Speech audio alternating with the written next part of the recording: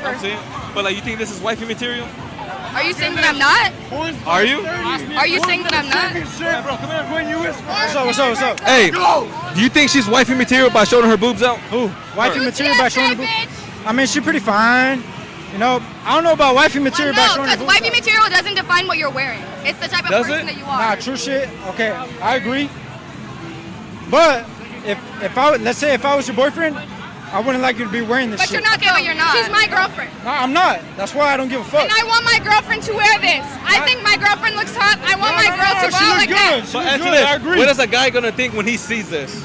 She a little shit. I want my girl to go out and everybody be like, oh, she's hot. Just thinking as a guy. Excuse me? So you're calling me a That's the way guys think. So yes or no, are you calling me a I am.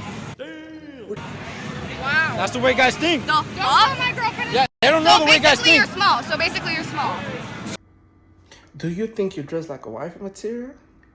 First and foremost, let me just get this out of the way. You don't have the right to judge or to tell anyone what to wear or how to conduct themselves in public unless you are directly responsible for the person or maybe the person is related to you. Because quite frankly, I've seen some guys prefer their women dressed like a slut, for lack of a better word, and they want it, and the woman loves it too. So you gotta respect them regardless of what they want. Now, being a Christian, there is a way you conduct yourself in public if you want to become a wife. Okay? Now, if you don't want to be a wife, you don't have to conduct yourself in this way. But if you want to be a wife, there is a way you conduct yourself as a Christian. And I'm going to make some reference to the Bible. And keep in mind that I'm not making those biblical references assuming that everyone out there is a Christian. I'm just using the scriptural references because the Bible is a religious book, but it can also be considered as a moral compass or a philosophical book by which you can live by. Take, for example, there's one of the commandments in the Bible is thou shalt not kill. That's something that if you're a moral human being, you know that it's not right to kill, right? Thou shalt not steal. Thou shalt not commit adultery. Thou shalt not commit the sin of covetousness. Those are the laws in the Bible that you don't have to be a Christian or a religious fanatic or a religious person to know that those things are wrong, and then you don't have to do them, right? So back to the biblical references. I think something is missing in this current day and age, right? Something is missing. And what's missing is humility. Most people in the relationship, most people in modern day relationships don't humble themselves, right? Because everyone is driven by ego. And if you're driven by your ego, it's hard for you to have humility in the relationship. Let me tell you what I mean. We live in a society that promotes everything. Okay, it's a self-driven society. We promote self-love. We promote self-interest. We promote selfishness. And we forget that in a relationship, if there's no humility and it's all about yourself, then there is no reciprocity. And reciprocity is, what do you give back for what you get? If there's no reciprocity, there is no give and take, the relationship will die. And that is why we see so many relationships in this current day and age die, because there is no reciprocity, there is no humility. Everyone is driven by their self-interest. So, back to the beginning video. Are you a wife material? What is a wife material? What is a wife? Okay, I don't think there's a definite definition. I don't think there's like a one definition to what is a wife or what is a husband or what is a wife material. Just because of the fact that most people are different, Most relationships are different.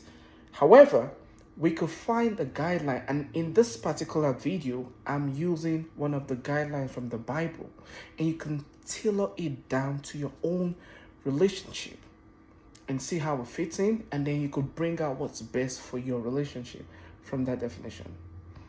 Are we on the same page? I believe so. So, as a wife, I'm reading from the book of Ephesians, okay? The Bible says, Wives, submit to your own husband as to the Lord. For the husband is the head of the wife, as also Christ is the head of the church, and he is the savior of the body. So wife, submit. That's what's missing. If there is no submission, there is no humility, there is no reciprocity, the relationship will die. Okay? And then there's another commandment for the husband. It says, husband, love your wife just as Christ also loved the church and gave himself for her. Okay? Husband, the commandment is to love your wife just as Christ has loved the church and gave himself for her. And then if you read further downwards, that's Ephesians chapter 5 verse 28. It says, so husband ought to love their own wife as their own body. He who loves his wife loves himself. And vice versa. He who does not love his wife does not love himself, because your wife is a reflection of who you are. So when you choose your wife, you're choosing the reflection of who you are. And the moment you don't love your wife, that means you don't love the reflection of yourself. Am I making sense up to now? Okay, so now we understand that. There's another portion of the Bible that says, he who finds a wife has found a good thing. Okay? Keep in mind, wife, submit, husband, commit. Now, he who finds a wife has found a good thing. Now, we're saying that, or the Bible is saying that, when the man meets the wife, he finds her already as a wife. You're not finding a girl, you're not finding a thought, you're not finding a gangster or a tramp. You're finding someone who's already living as a wife. And then the Bible further says that has found a good thing and obtained favors from the Lord. This is just what I want to drive in, that for you to live as a wife or as a husband, you need a good amount of humility. And I get it. It's hard because you can't be so humble these days to the point where people will just walk all over you. That's the point where you set boundaries. However, when you see someone you like, let's say you're a guy, you see a lady you like, you approach her and she likes you back, that's the point where the submission starts. But if she doesn't like you, you move on and she moves on, she doesn't have to submit to you because she doesn't know you. Right? So, the woman is already living as a wife, and then the husband finds her. And then if they agree to stay in the relationship, then the wife needs to submit, and then the husband needs to commit. And that's how reciprocity comes in. And then that's how the relationship thrives. But without those things, there's no such thing as wife, there's no such thing as wife material, there's no such thing as husband, there's no such thing as husband material. There has to be a very good amount of humility. Without that, the relationship will just die. So, let me know what y'all think. Before the end of this video, I want y'all to watch this video. Okay? Before this video ends, watch this video and listen to this woman. This woman understands the fundamentals of what sustains a family. And I wish most women that, because Keep in mind, not everyone wants to be a wife. But if you want to be a wife, this is the mentality that you need to understand. If you don't have this mentality and you have the opposite mentality, but you want to be a wife, no, it's not going to happen. Because remember, you have to sow and then you have to reap. Okay? For every choices you make, for every decision you make, there is a reaction.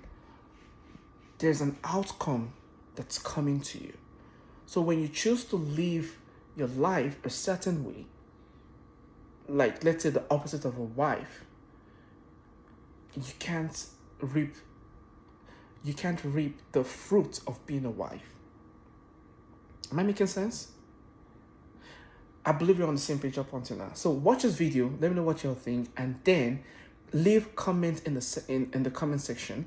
Comment your thoughts. Let me know exactly what you think. I'd like to read your comments. I'd like to rub minds with you, and I'll see you in the next video. Take care, everyone. Are you a virgin? Yes, And how old are you? I'm 21. Why haven't you done the deed yet? The key to a strong society is family. And so, in my view, choosing my future husband is like the most important decision I'll ever make. And I'm somebody that I know my heart, and I know that I fall really hard when I meet somebody. So I want to retain some level of objectivity when I'm selecting a future partner. And I know that if I had sex with them, I would be completely imprinted on them. And instead of being like, okay, is this person, do they have the qualities that I'm looking for in a husband, or am I just making it work instead of like seeing red flags and leaving? Is there any reason why you're dressed so modestly instead of revealing like most women tend to do when they come out to Miami? I mean, this is just my personal sense of style. I just think it's respectful to others and to my future partner, and to myself, to just cover myself up more. I know that I, take care of myself. I'm pretty athletic, but I don't need to have that on display. A lot of men right now act like women, and they just want more. Bring back the patriarchy. I want to stay at home. I want to take care of my kids. What do you mean buy you flowers? What do you mean pay for dinner? What do you mean 50-50? What is that? I don't believe in that. What do you want? What do you believe? I want a man to take care of me. So you want to be a housewife? I want to be a housewife. Okay. Yeah. The old traditional way? Traditional. I'll do it. I don't mind. I'll do it. Fuck it. All right, let's say you meet the guy that does all that. Like, he's willing to take you in, and you basically be the woman to take care of everything. Yeah. Now, does he got complete control over you?